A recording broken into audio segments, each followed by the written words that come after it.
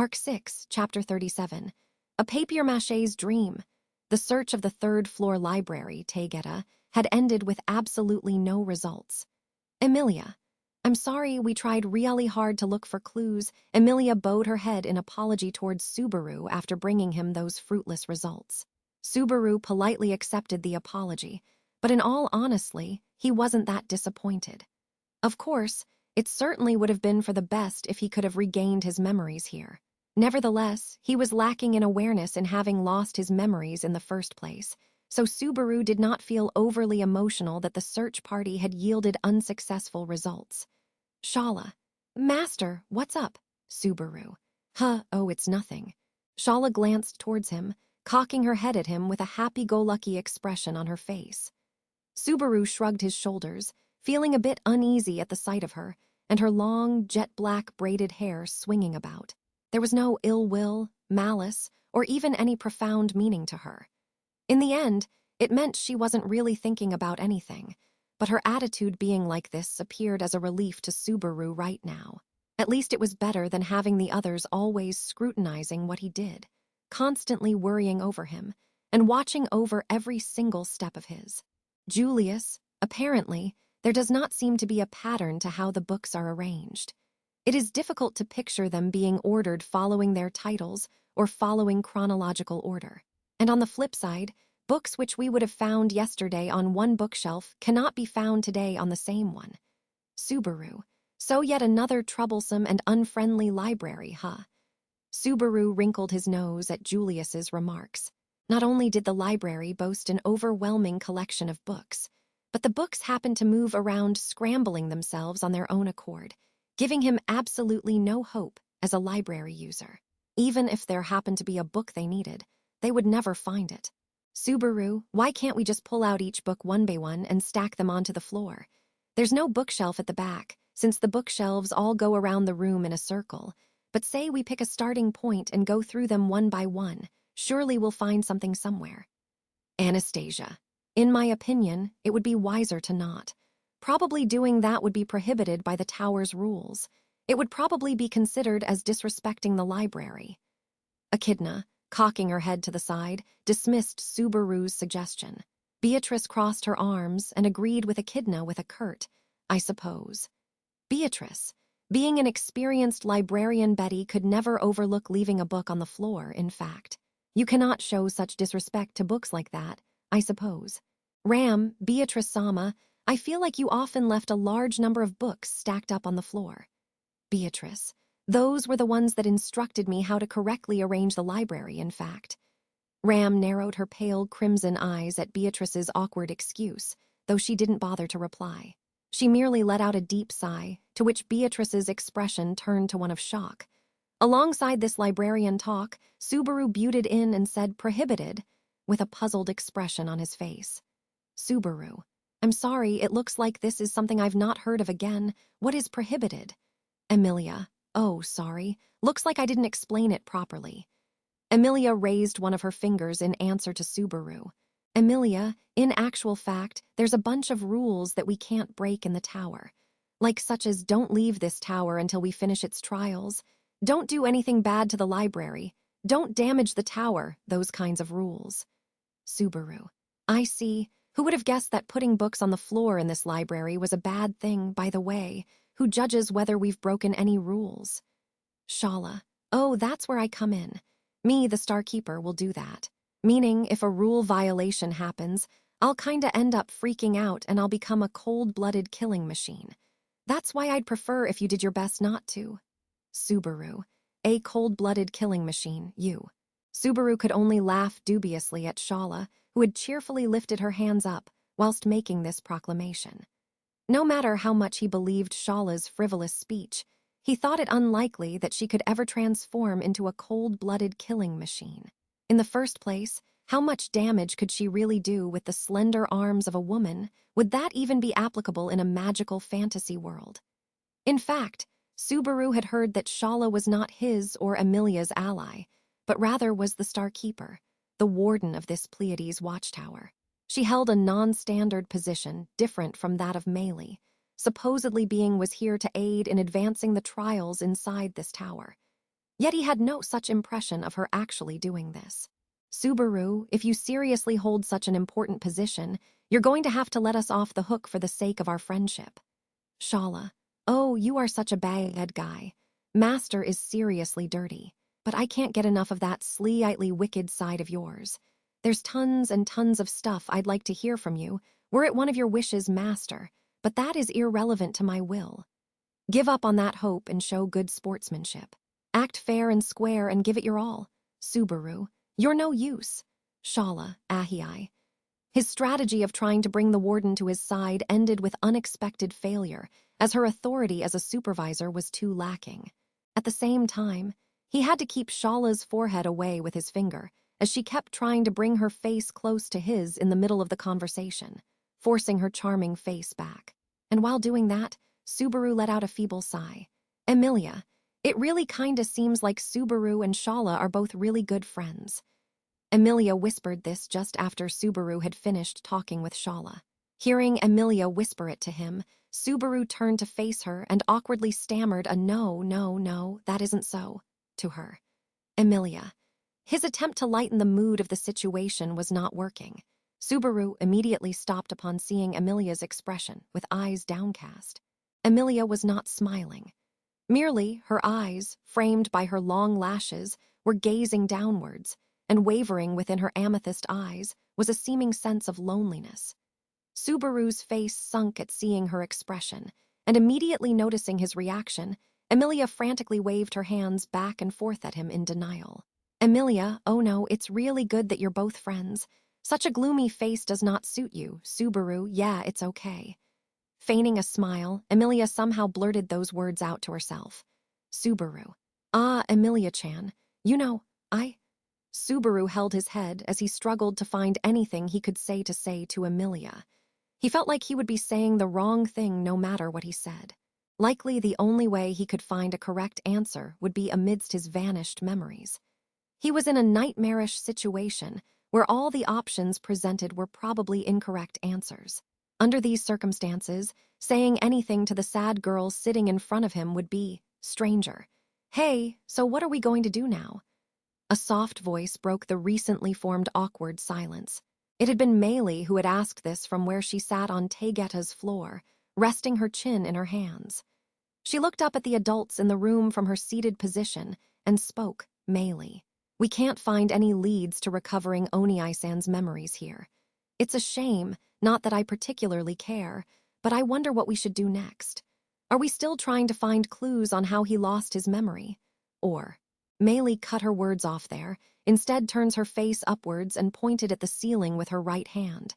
She was smiling quite provocatively. Meili, let's aim upwards again. Let's postpone finding Oni-san's memory for a short while. Anastasia, yes, that seems like something to consider as well. Having heard Meili's suggestion, it was Echidna who responded with a thoughtful look on her face. Emilia's eyes widened at hearing her agreement. Emilia, wait. I feel the same sense of wanting to hasten, but I can't leave Subaru like he is. Anastasia, I understand your view. It would be certainly preferable for me, Julius and everyone to return Natsuki-kun's memory, however. We cannot ignore the current situation either. Natsuki-kun's memories ceasing to exist may be linked to the tower's trial. Emilia, Subaru's memories are linked to the trial. It was not just Emilia who reacted like this. The others all turned their heads in surprise towards Echidna as she said this. With that situation, Echidna closed one of her eyes and spoke. May I? Anastasia. There is no doubt that common sense barely applies when it comes to this tower, however. It would be foolish to think what happened to Natsuki-kun is unrelated to the tower. That's why we all went to Taegeta in the first place. To put it broadly, the current idea is that his memories were taken from him by the tower. Subaru. I think that sounds Chunibyu and cool and all, that memories can be stolen by the tower. If it weren't me experiencing this, I would be excited to hear about that. But to begin with, Taegeta's trial has been completed. Wouldn't it be strange that my memories would be removed here? Anastasia? Yeah. Therefore, I think that your memories were not stolen because of the trial, but rather because you must have broken one of the rules. Even if the trial of Taegeta is over, the functions of the tower have not been entirely fulfilled out, such as like taking out a book or disrespecting the library. Echidna had explained her reasoning, and Subaru puzzled it over, twisting his head and neck. In conclusion, Echidna's reasoning alluded to the following. Subaru: so you're saying yesterday I must have broken one of the rules of this place, and bam, my head went kerplow. To be honest, trying to search for loopholes sounds like something I would do. I'm not able to make any objection to her reasoning. Emilia: but wouldn't that have made Shala angry? Echidna nodded at Subaru, acknowledging her conclusion. However, Emilia butted in and pointed towards Shala, clearly remembering their previous interaction. Emilia: if he had violated any rules, wouldn't that have made Shala angry? It should be a completely different story to what we are experiencing here with his memories. Ram: that is correct. I understand the possibility that Barusu broke the rules foolishly, but Shala has not bared her fangs yet at Ram or any of you. What do you make of that? Ram glared at Shala with her cerise eyes. Beholding her gaze, Shala leapt up with an Iep and hid behind Subaru. Ram: no way that you would have seriously abandoned your role because of Barusu. Julius: that is very optimistic of you to say for sure. However, as Miss Shala said some time ago, she is barely aware of her being the one who actually carries out the punishments in the tower.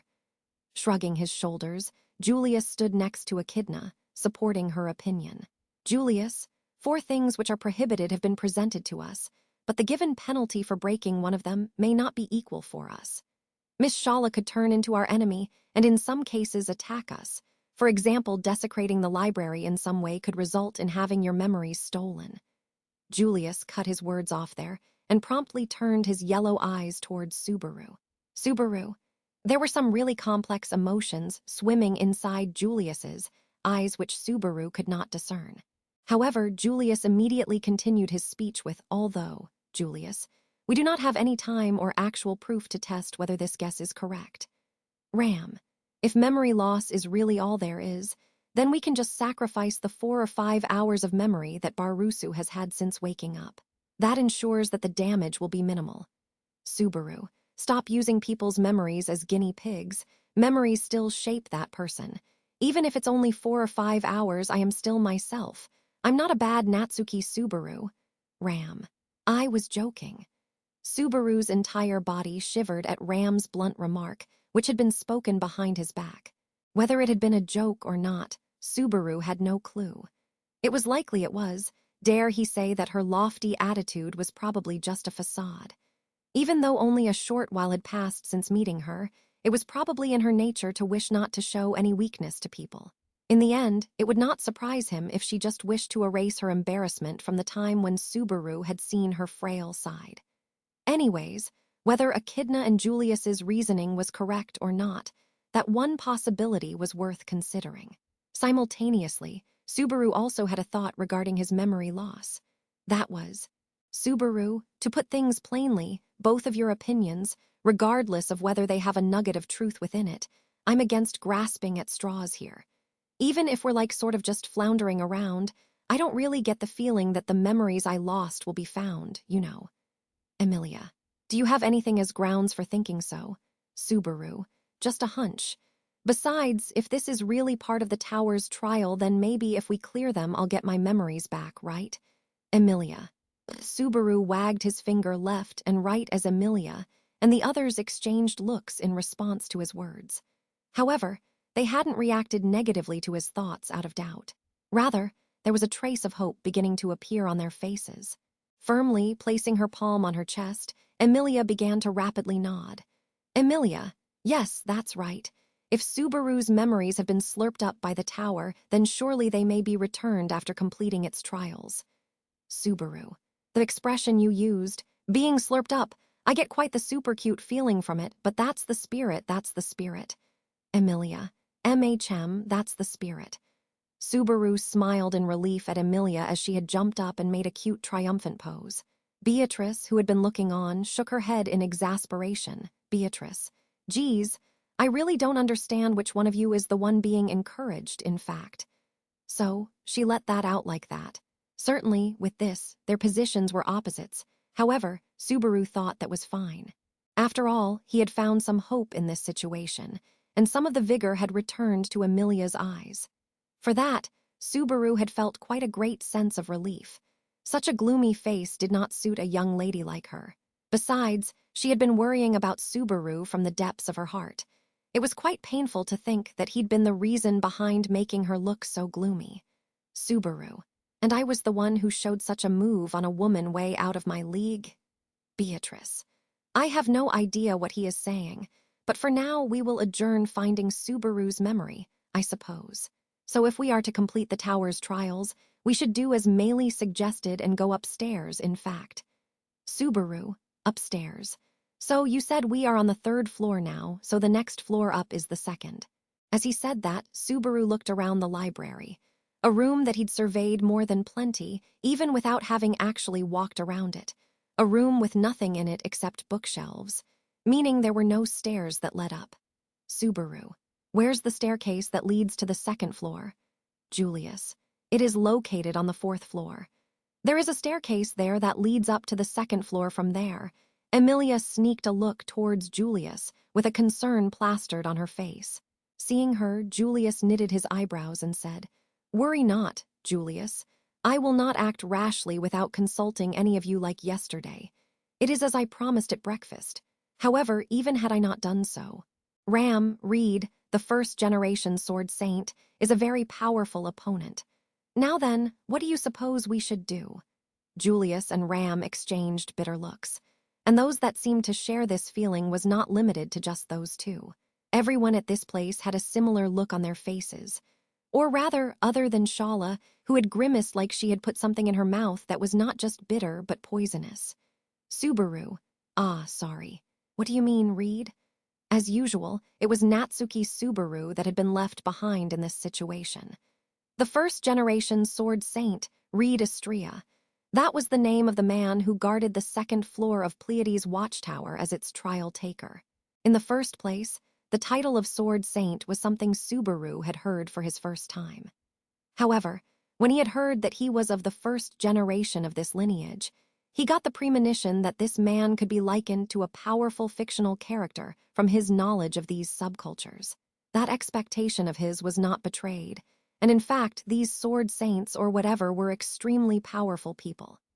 It seemed that yesterday, having challenged Reed, the party had experienced a difference in strength between them, much alike the difference between an adult and a child. Amongst them, that only Emilia had achieved some sort of victory through both skill and luck was a big deal. Subaru. The problem is that I've lost my memory, and I can't even do anything useful. At the breakfast table, where everyone had been trying to distract themselves from their uneasiness, he had tried to think of a novel idea to clear the tower with a bang. As far as he knew, the trial on the 2nd floor seemed to require pure strength. In this situation, there was no place at all for his guile or knowledge of the modern world. Subaru, I guess scattering some flour about and attacking him with a dust explosion or something like that ain't gonna cut it. His strongest signature ability, dust explosion. He would need to fine-tune quite a large amount of flour to activate it. In the first place, Subaru did not have the courage to scatter an abundant amount of flour in a situation where food was scarce. In fact, it was unknown to him whether there was any flour at all here. Subaru, then I hope I can activate the secret cheat ability that I must have gotten from being summoned into this world. Subaru punched the wall next to him with his palm, yelling out "Aha!" in an attempt to see if he could activate it. There was no shockwave emitted from his palm, nor had the stone wall he had punched shattered into little pieces.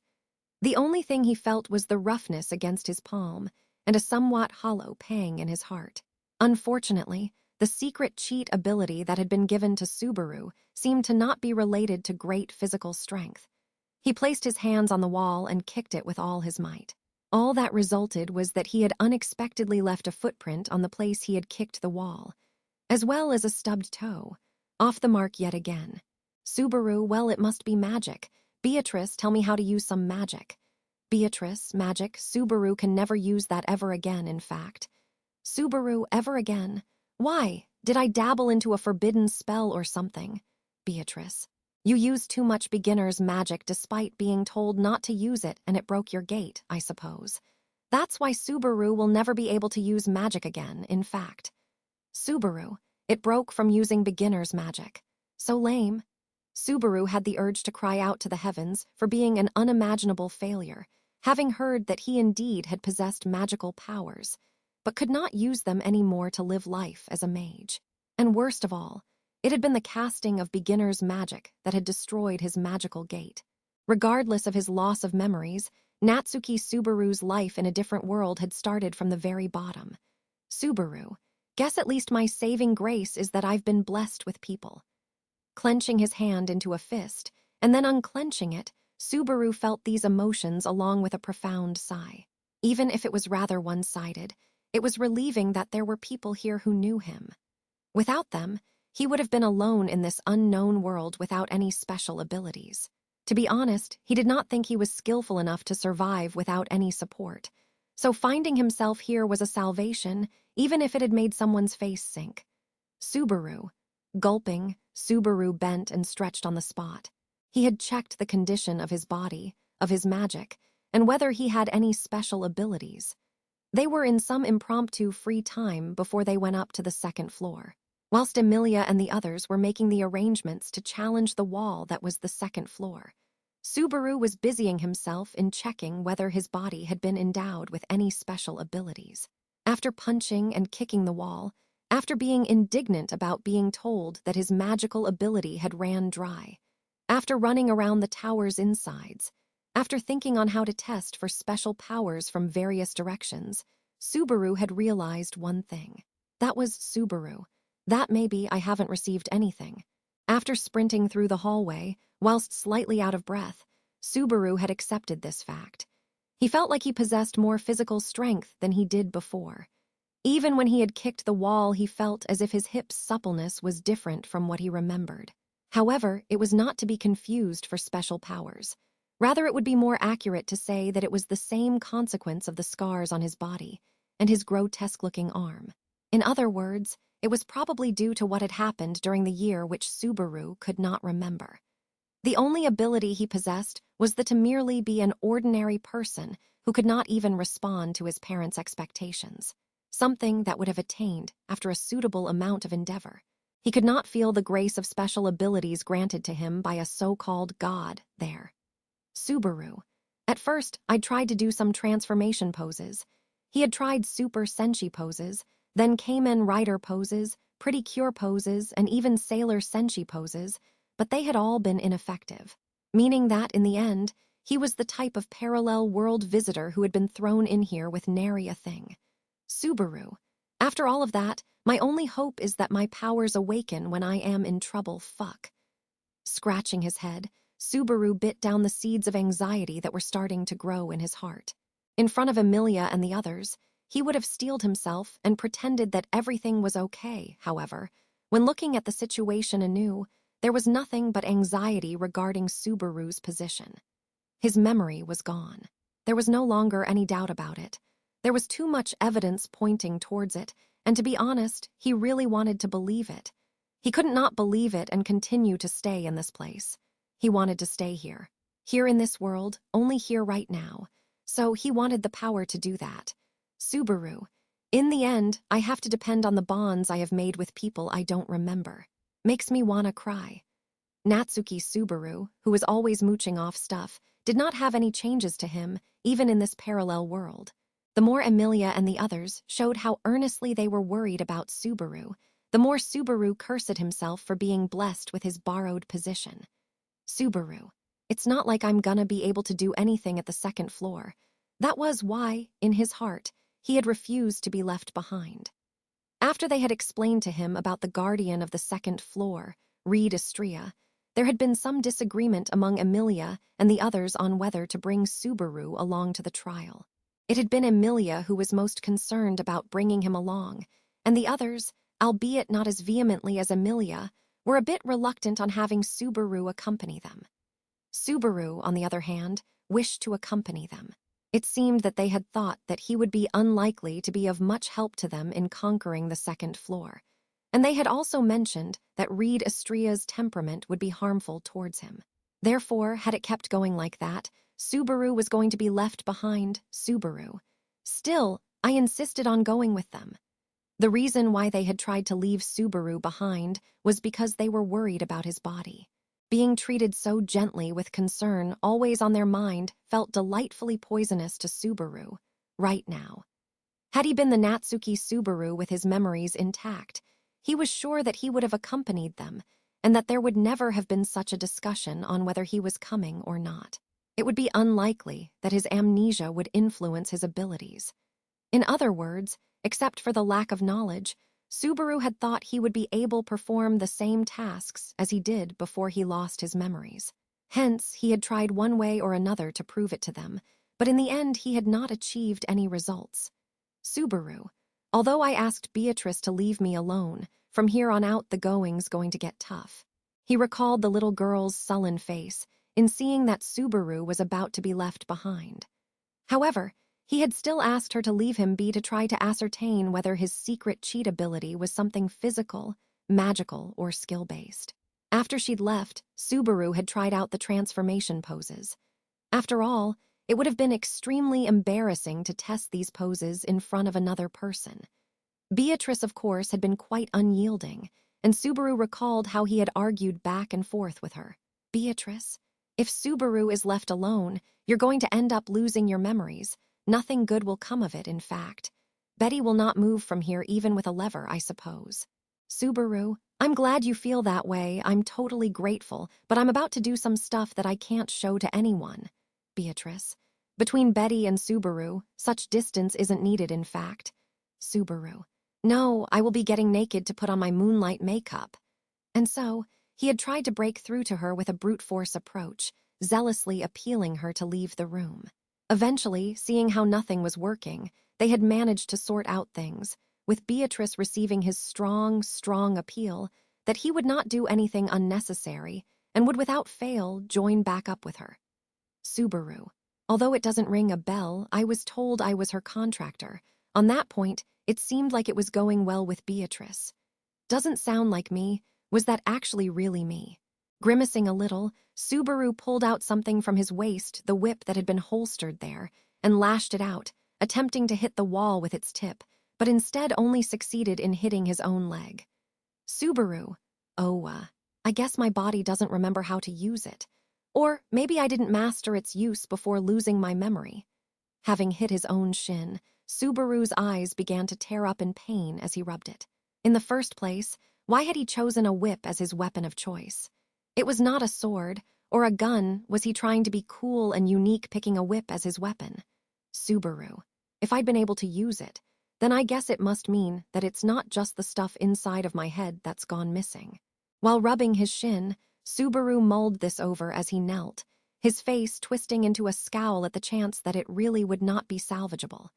If his current reasoning was indeed correct, what was left for him here? He had lost his memories, made those he was supposed to accompany worry, lost everything he had worked towards, and became useless. Ultimately, with only history having been etched onto his body, and merely the outer shell was set in place. Guess he was just like Papier Mâché. Subaru, ha! With a short sigh, Subaru got up. Those words that were floating in his brain were so silly that he wanted to guffaw at them. What are you going to do now, you Papier Mâché? When wasn't Natsuki, Subaru a Papier Mâché? Subaru, I give up. I'm an idiot. Maybe I'm just unmotivating myself. Subaru brought his fist to his forehead in frustration and sighed again, bending over to pick up the fallen whip. He did not understand how to put it back to how it was. Struggling a bit, he finally managed to somehow put it back on his waist. As he did so, there he saw a blister on the palm of his hand, one that was different from those he got from swinging a kendo sword, one that made him feel the year that had gone by. For some reason, he traced it with his tongue. It felt tough. It felt bitter. Subaru, I wish I'd kept a diary for this occasion. This is no use. Subaru started to walk away from the scene, fuming at his past self in irrational anger. He had been unable to confirm the presence of any secret cheat abilities, but in a sense he could say the fact he could not was a trove of information. With this in mind, he concluded that he should not rely on something that did not exist. In a way, it was a little bit positive, but way more of a negative. Subaru, well, this isn't the right way. Subaru had gone the wrong way and found himself on another floor. In front of him was a large spiral staircase, an abnormally long spiral staircase which led to the lower floors of the tower. He had heard that the tower consisted of 6 floors, and that to ascend from the 6th floor to the 4th floor, one would have to climb stairs that possibly went hundreds of meters high. Subaru, thinking about it, the way this tower's structured is peculiar. It's like being in a fantasy world story now. It was a world where foliage could treat your injuries once by being within. Besides, in his original world, there had been some buildings which seemed to be beyond human understanding. Pyramids were one example of such a phenomenon. Thinking about it hard enough, then maybe there was not much of a difference between this tower and the pyramids. Subaru, I'm looking for things in common between this world and my original world. Did the past, me, do this too? Subaru began to feel ridiculous at having referred to himself as the past me. He felt as if he had slowly been going crazy ever since losing his memories. In essence, there had not been a Subaru before, or was there a Subaru after losing his memories. The past and the present too, his self was all one continuum. So, here too, Natsuki Subaru was Subaru. Oh! Subaru shook his head much like trying to shake off the thoughts that had clouded his mind, and let out a small sigh. It was truly a nonchalant sigh. He had exhaled it completely unintentionally, despite having received something much more unexpected. It was no more and no less than that.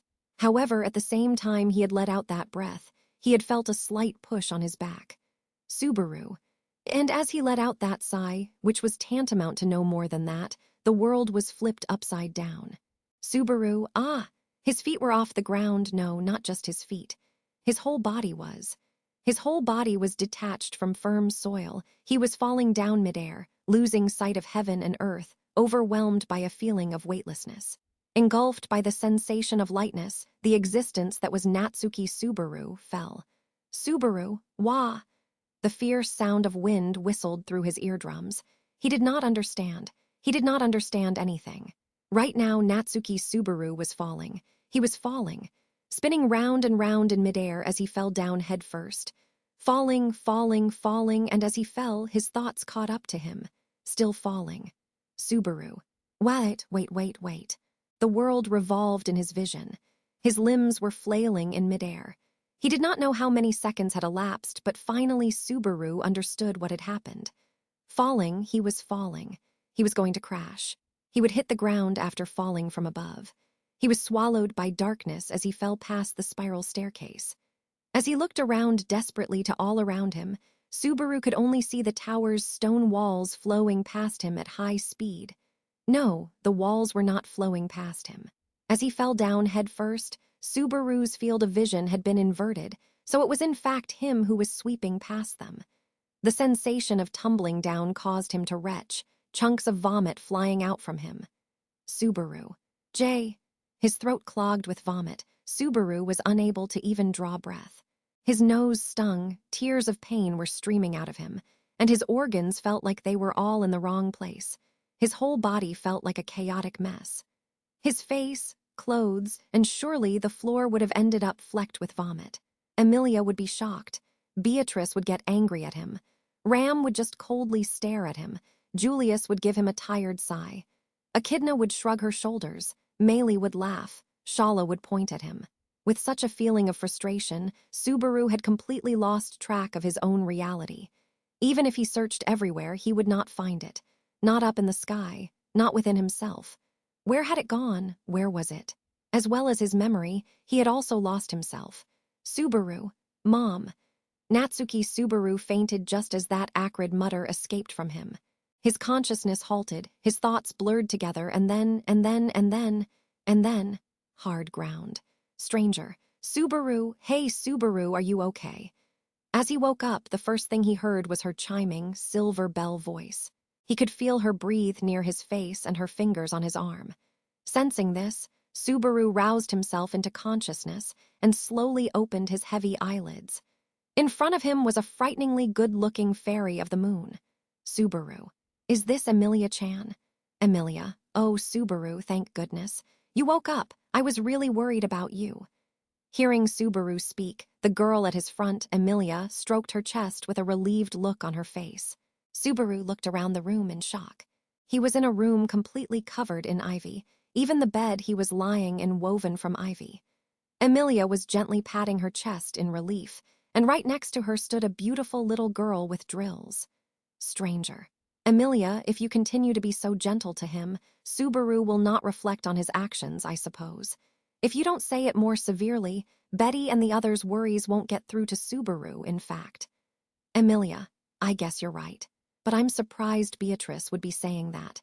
After going into such a panic when we couldn't find Subaru, you were almost in tears when you found him lying there. Beatrice, you don't have to mention the part that dispenses mentioning, I suppose. Beatrice turned away from them, her face reddening in anger at Emilia's innocent remarks. Subaru, who was watching this exchange, looked on in confusion. Subaru, what? Was it a dream? Beatrice and Emilia. At hearing Subaru say that, both Emilia and Beatrice turned towards him.